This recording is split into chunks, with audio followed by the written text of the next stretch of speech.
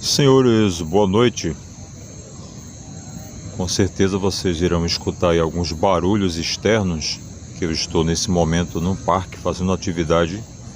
Na verdade, concluí a atividade física, mas eu vi aqui uma notícia bem interessante e eu gostaria de compartilhar com vocês. Está aí na tela, como vocês estão vendo, a Lei 14.647 de 4 de agosto de 2023. Quem não viu, vai ver agora.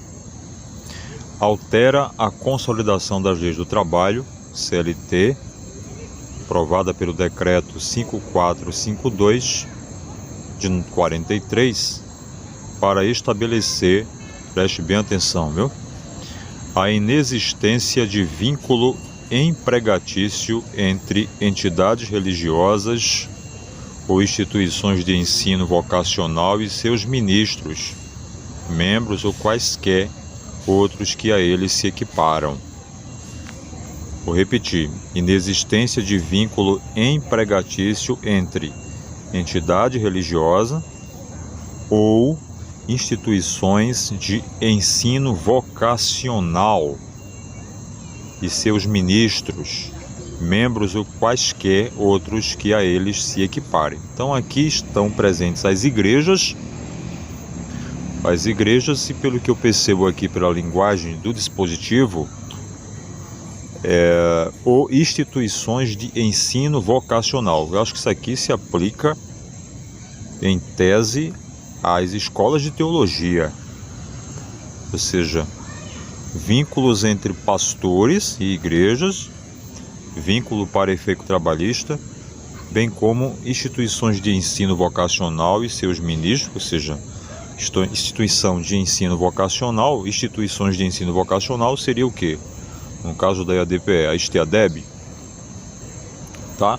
Então não vai haver mais vínculo, não há mais vínculo entre esses pastores e essas instituições, tanto igrejas como instituições de ensino vocacional e seus ministros. Lá embaixo nós vamos falar da exceção da lei e vamos tentar também entender aqui e tentar explicar para os senhores. O Presidente da República, artigo 1º, o artigo 442 da CLT, que está aqui, passa a vigorar acrescido dos parágrafos seguintes, parágrafos 2 e 3, numerando-se o atual parágrafo único como parágrafo 1º. Vamos lá. Parágrafo 2º. Não existe vínculo empregatício entre entidades religiosas de qualquer denominação ou natureza ou instituições de ensino vocacional e ministros de confissão religiosa, membros de institutos de vida consagrada, de congregação ou de ordem religiosa, ou quaisquer outros que a eles se equiparem, ainda que se dediquem parcial ou integralmente a atividades ligadas à administração da entidade ou instituição a que estejam vinculados ou estejam em formação ou treinamento. Então, por esse parágrafo, a gente já diz o seguinte: uma forma prática, não é? Entre Ailton José Alves, o pastor Ailton, e a IADPE não há mais vínculo, não há vínculo empregatício. Um título de exemplo, bem como os demais pastores evangelistas, pastores de cidades do interior, pastores de área, enfim, não sei como é que está aí essa nomenclatura na IADPE, como é que está funcionando essa questão aí, mas vocês entendem, né? Então não há vínculo empregatício. Significa dizer que, claro que o efeito desta lei, ela vai se aplicar, obviamente, de agora em diante, não é? De agora em diante. Os direitos que já tinham sido adquiridos, acredito, não serão atingidos. Mas, daqui para frente, se algum pastor cogitar colocar a igreja na justiça, por exemplo, pleiteando direitos trabalhistas, então já pode esquecer, tá? Porque não há vínculo regidos pela CLT entre esses esses pastores e essa instituição, como também aqueles pastores que exercem atividade no ensino, né? É o que diz aqui, né? É o que está aqui explícito no dispositivo, tá? Denominação ou instituições de ensino vocacional Eu entendo que seria essas escolas de teologia. Acredito que sim. É muito complexo. Ficou complexo isso, né? Agora o parágrafo 3º traz uma exceção, uma regra. O disposto no parágrafo 2º não se aplica em caso de desvirtuamento da finalidade religiosa e voluntária, né? O disposto no parágrafo 2º não se aplica em caso de desvirtuamento da finalidade religiosa e voluntária. Bom, vamos supor que é o que eu entendo, né? A princípio, possa ser que depois desse vídeo eu analise melhor o dispositivo e faça um outro vídeo entendendo o contrário, mas até então essa exceção, por exemplo, está lá o pastor, mas ele é um engenheiro da igreja. Então essa função de engenharia não está ligada à questão religiosa, não tem nada a ver com essa questão espiritual, né? Podemos dizer assim.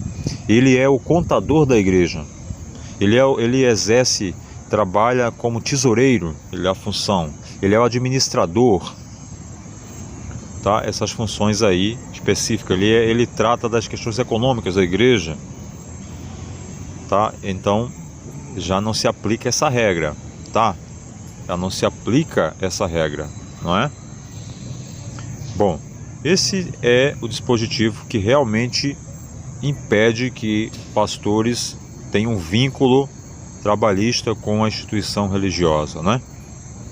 Claro que isso não impede que os pastores que ganham os seus salários façam o pagamento, como a gente diz, o avulso ao INSS. Isso aí não impede nada, tá? Mas eu acredito que isso aqui tem como objetivo desafogar, em tese, a questão dos fóruns trabalhistas, que muitos pastores estavam entrando com ação judicial para pleitear direitos trabalhistas, tá? Direitos trabalhistas. Então, ele terá direito de pleitear esses direitos trabalhistas, pelo menos que eu entendo aqui, tá? Vocês podem pesquisar aí, abrir essa lei, faz essa pesquisa aí, a lei 14.647 de 4 de agosto de 2023. Dá uma lida nela com calma. Possa ser que você tenha um entendimento diferente, mas significa dizer que se daqui para frente você pleiteava colocar alguma igreja na justiça, pleiteia um direito trabalhista só se você tiver uma função que não tenha relação espiritual. Como eu falei, você é um engenheiro da igreja, você é um médico que atua lá na igreja, a igreja tem um consultório médico, você é pastor, mas é médico. Então aqueles seus horários de médico ali, você pode pleitear sim a ação trabalhista em relação a isso. Mas, por exemplo, esses pastores, vou dar um exemplo, pastor de Bonança, ele é o pastor ali da cidade, ele exerce uma função eminentemente pastoral, então ele não pode pleitear direito trabalhista. Tranquilo?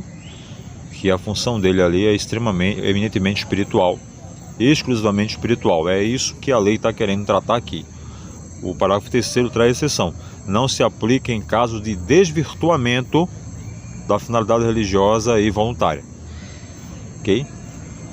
Ele é pastor, ele ministra, tal, mas a igreja o contratou para ele fazer a contabilidade da igreja. Então ele exerce essa função de contador.